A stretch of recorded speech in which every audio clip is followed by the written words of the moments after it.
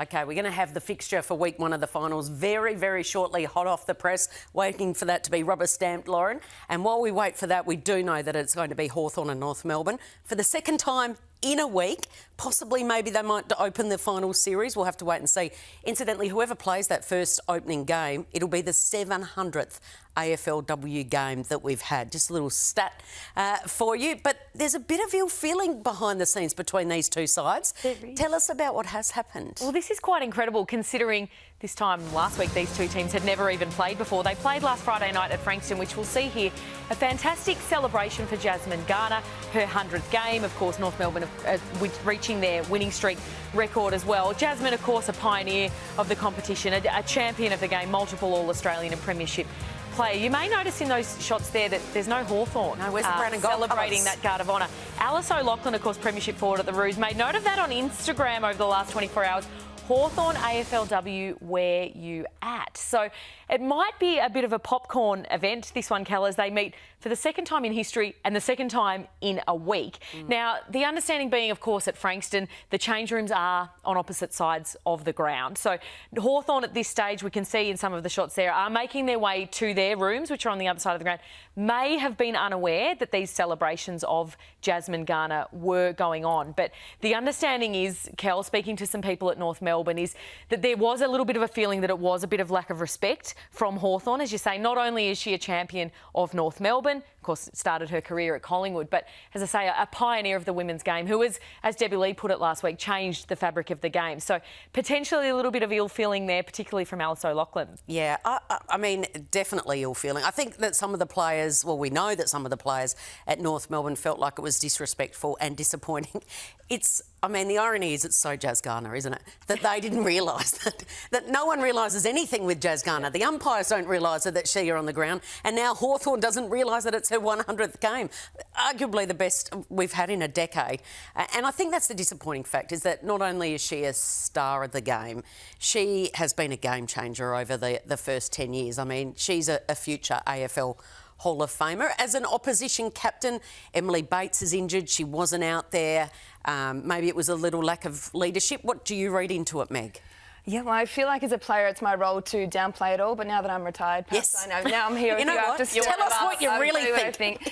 No doubt it's an oversight from Hawthorn, whether that's from administration or the fact that the captain wasn't out on the field. I certainly don't think they would have intentionally been stirring up some discontent because they've got to face North, you know, in the final series.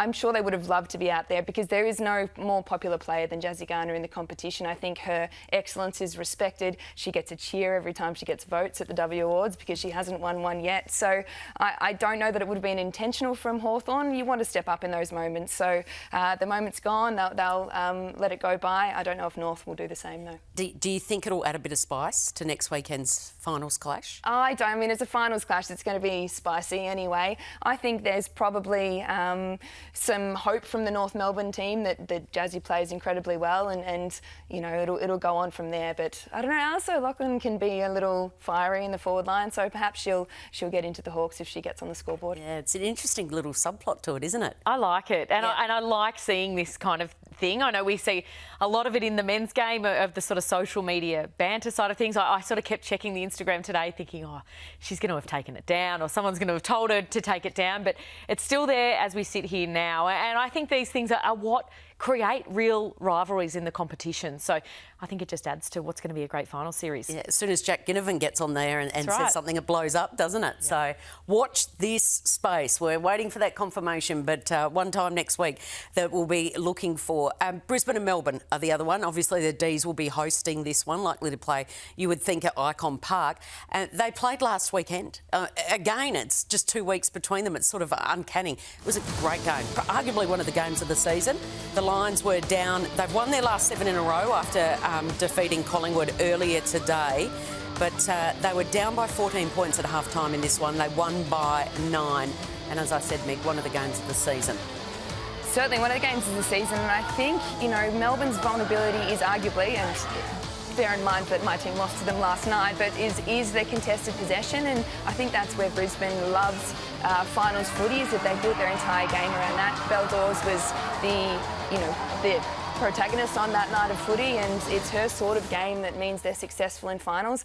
But, you know, Melbourne's won a premiership themselves. They know how important that side of the game is, and I'm sure they'll lift to try and get it back in their way. Which one do you see as the biggest challenger to North Melbourne? It's difficult, isn't it? Because I watch Adelaide today, and I think Adelaide has the experience and the standard of players across the ground that can challenge a team like North, but they haven't had a very consistent season.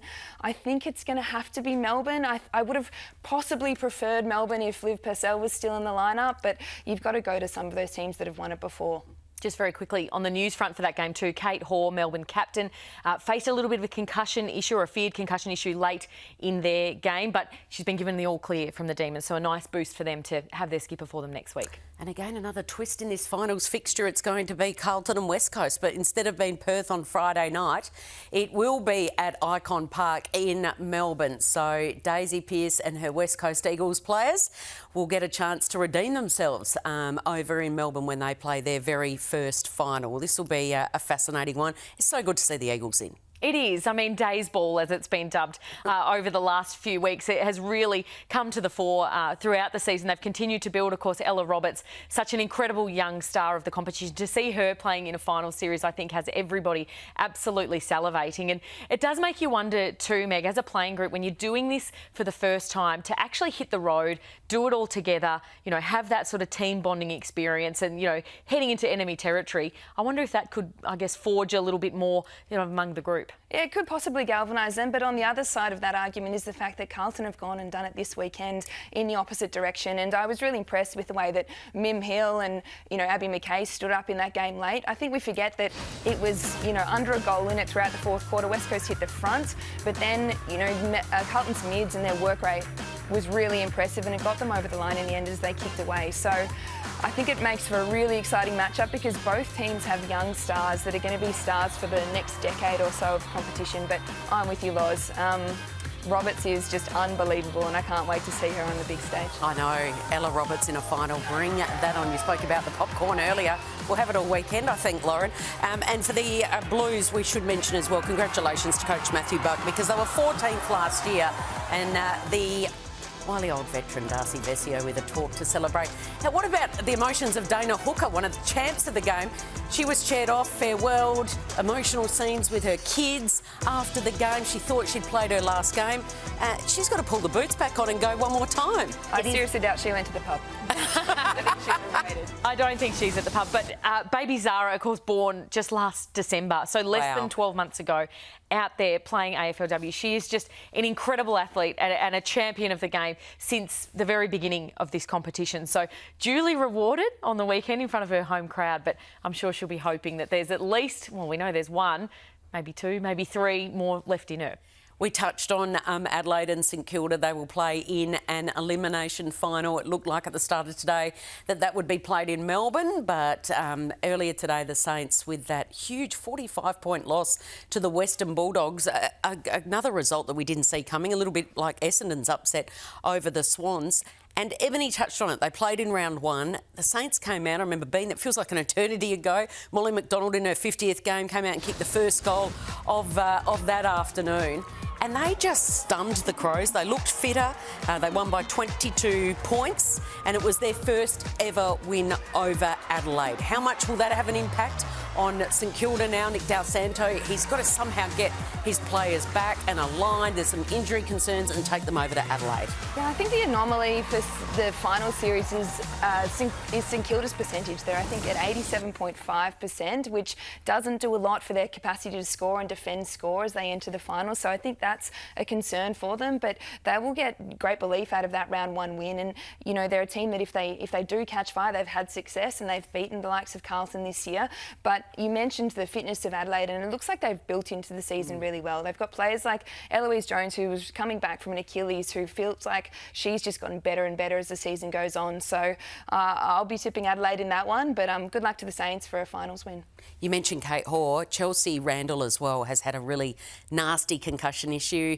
They withdrew her late this week for what was meant to be the game earlier today after she did a training run, and still has some concussion symptoms. It's going on 6 weeks. That'll be a watch and wait and see in Adelaide this week. Yeah, so unfortunate for Chelsea. This has been something she's been dealing with for quite a while now, as you say, Kel, and it's not something you want to take a risk with, obviously, when it comes to concussion. A veteran of the competition, one of the most courageous players that we've seen who's been rewarded as such. She'll be desperate to get out there, but we saw Matthew Clark, her coach, speak after the game, who basically admitted she's got a lot of hoops to jump through before she is back out there playing. But, of course, it's much about the bigger picture in these situations. They'd love to have her there for her experience, but you're not going to risk it. OK, so there's all the previews of all the games. Now here is the finals fixture for the opening round of the finals as we turn and head into November, and it starts on Friday night in the 700th AFLW game ever to be played. It'll be the minor premiers and the defending champs hosting Hawthorn. And Lauren and I say it'll be a bit of extra spice in this one. That's the first qualifying final. There's a single game on Saturday afternoon to be played at Icon Park. Blues fans get along for that one, the first elimination final, and a double header on Sunday afternoon. So qualifying two, the Demons hosting the Lions at Icon Park from 1 o'clock, and then we head to Adelaide where it's the Crows hosting the Saints. What stands out with that sort of fixture? What are you looking at there, Meg? Your instant reaction as to which game you think you might fancy? Look, I think the one we've just discussed, the second elimination final, is the one that's possibly, well, to be honest, the two elimination finals, they're difficult to pick. I feel like the Kangaroos, you can't go past them. They haven't lost in 2 seasons, so they would be, hot favourites for the entire thing. I think Melbourne and Brisbane will be a great game, cracking. and I think the contest will be hot there because, as I said, Melbourne will want to respond in that department. So just get to Icon Park, and Norwood if you can. Yeah. Icon Park, get to Icon Park and stay there. That's exactly right, Kel. But Melbourne and Brisbane shapes as the game of the round for me. They've got history in finals. Of course, Melbourne went up to Springfield and won their flag on Brisbane's turf. But, gee, Friday night, I just cannot wait to settle in. Absolutely. 1v2, they've obviously just played the last week. It'll be really interesting to see what Hawthorn take out of that loss that they had to North Melbourne just on Friday night. Clear air. It's going to be a blockbuster in prime time. I can't wait. Get to the game because they should be able to draw 7,000 to 8,000 for that game. North Melbourne's, their best team is their women's team, clearly. They're on this 24 incredible game winning streak. So for fans from North Melbourne to get there and Hawthorn, it'll be a game you won't want to miss. I think that's the key, and that's what we've seen from clubs in recent weeks, really doing that call to arms to get to the games. If you want to see these games played at big grounds, in primetime spots, these blockbuster games, you just have to get there and show the AFL that this is something that we really want, is women's football on the big stage at the big grounds. Just turn out.